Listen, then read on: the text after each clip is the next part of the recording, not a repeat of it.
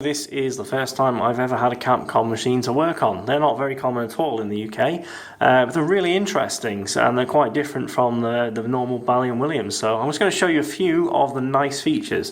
Starting off, there is no GI. Every single bulb is pulse controllable, so they can vary the brightness and flash every bulb. That includes the playfield, so again, where you think there's going to be GI, it can flash them and pulse them. So it's got great control over the lighting. Another cool little feature, if we open up the coin door,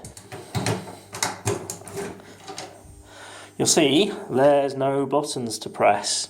Where are the buttons? Well, you don't need them. When you open the coin door, it automatically puts it into diagnostics mode.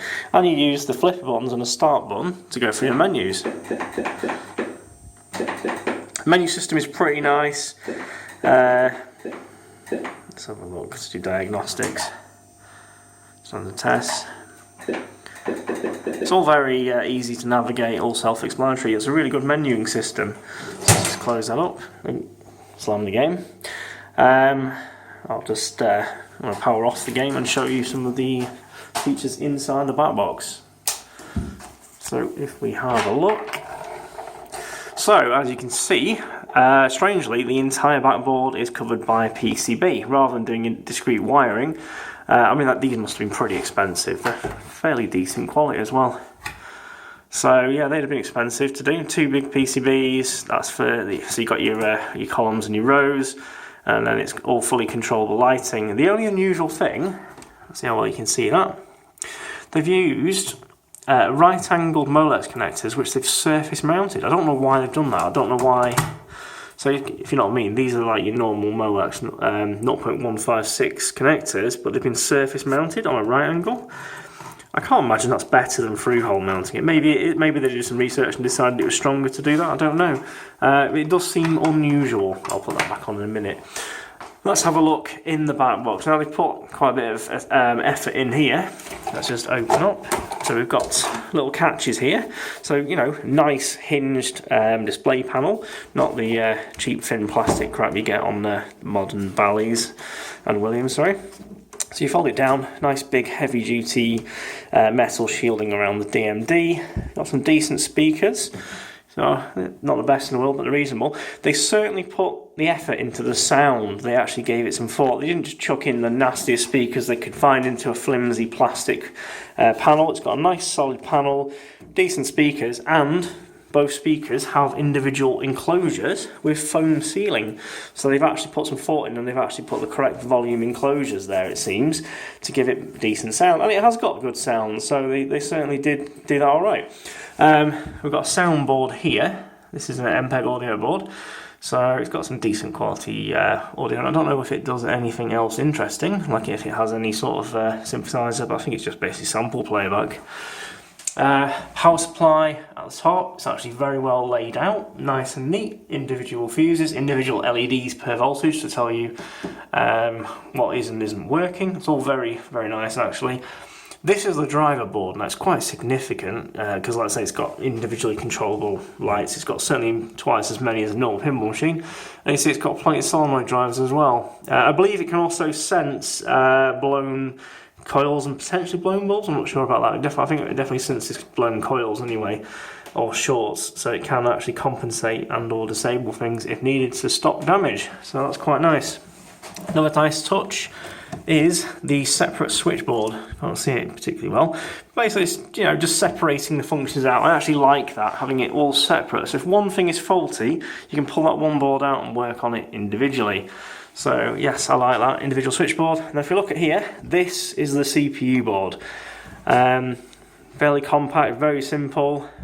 Annoyingly, these are not available. So this is the basically the logic functions for the DMD driving. I mean, it's not going to be impossible to replace them at some point in the future. I'm surprised someone hasn't done it already, but they haven't for some reason. Other than that, standard CPU, we've got EEPROMs, battery-backed RAM. That is going to fail at some point, but they are still available, so it's not too big a deal. Sadly, they soldered it on. Don't know what they were thinking there. As it's going to fail, that's going to have to be desoldered. So if you've got one of these boards are like super expensive and rare. Do not hack at this. You've got to send that to a professional to get that replaced. Do not damage these boards. Seriously, you won't be able to replace it. So yeah, it's dead simple. You know, it should be fairly reliable based on the fact there's hardly anything on it. It's just this chip here is a worry. So let's have a look what else we got. And then this is the other unusual thing. It's a switch mode power supply for the DMD. Not sure if that's a brilliant idea or not. Well, it's probably more efficient and maybe more reliable because it's not going to be dissipating potentially much heat. It doesn't seem to get very warm actually. I've had it on for quite a while and that heat sink's it's cold even. So I reckon that they did this for heat and reliability. But the only thing is it's noisy. Let's see if I can just demonstrate that. Power up. One thing I can show you. Oh, it's noisy. Right. All the LEDs, individual LEDs for every fuse. That's a very nice touch. Status LEDs to show the sound board's running. Status LEDs to show the CPU board's running. Can you hear the noise? You must be able to hear that. Get like an electronic noise coming from the power supply because I suppose it's varying the current based on the load on the DMD at any point. So I'm just going to switch that back off again. Right, I'll show you the playfield next. I'll just put this back up. Playfields are fantastic on these. Everything is nice and high quality. Nothing feels flimsy. This seems pretty strong. No flimsy plastic. Lots of toys on these Capcoms. I mean, this is a great theme. This Pinball Magic theme one. There's a lot, you know. There's the crystal ball that changes colour. There's like a sort of another crystal ball here, which is like the captive ball, so it knocks that up, and it flashes red when it's in its resting position. This is a magnet. This one, so the ball can roll down this, magnetise, and then drop off the end. There's a curtain that opens, and it lifts the ball up. There's magnets behind that, so it basically looks like the ball's floating. A few nice things. I mean, I'll say everything seems really good quality. It's hard to explain, but when you hit a drop target, they've got this very satisfying clunk to them. They're very solid and metally, not cheap and plasticky. You can hear that. Listen to them snap. Really high quality drop targets. Everything, anything that's coil controlled is all very clunky and metally and solid sounding. So it's got a very satisfying sound when you hit things when you're playing. All the coils are PWM controlled, so they can vary the power on it if needed. I'm just going to lift up the playfield. This is probably the best part of a Capcom game I've ever seen.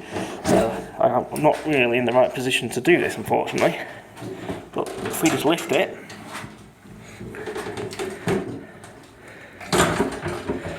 look at that, one-handed playfield lift and it stays up. How fantastic is that? That is the best playfield lifting mechanism ever made.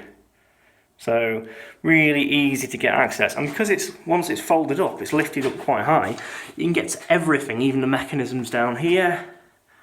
It's all nice. That is just the easiest playfield to work on ever. Again, decent quality looking stuff under here, lots of metal, all decent quality.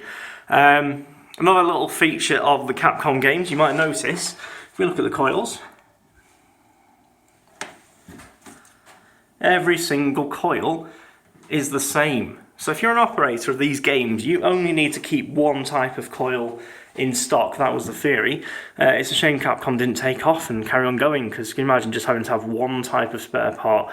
Fantastic if you're operating, even fantastic if you've got them in your home and you don't need to get loads of different spare parts. So, as I said before, they control the power to the coils by PWM pulses, and it's a lot higher frequency than on things like the Sterns. You can hear it's like a higher frequency noise, and it seems to have a great deal of control over it. So, it's all very nice. I do like this. And again, this is not ideal with one hand. I can just grab that playfield,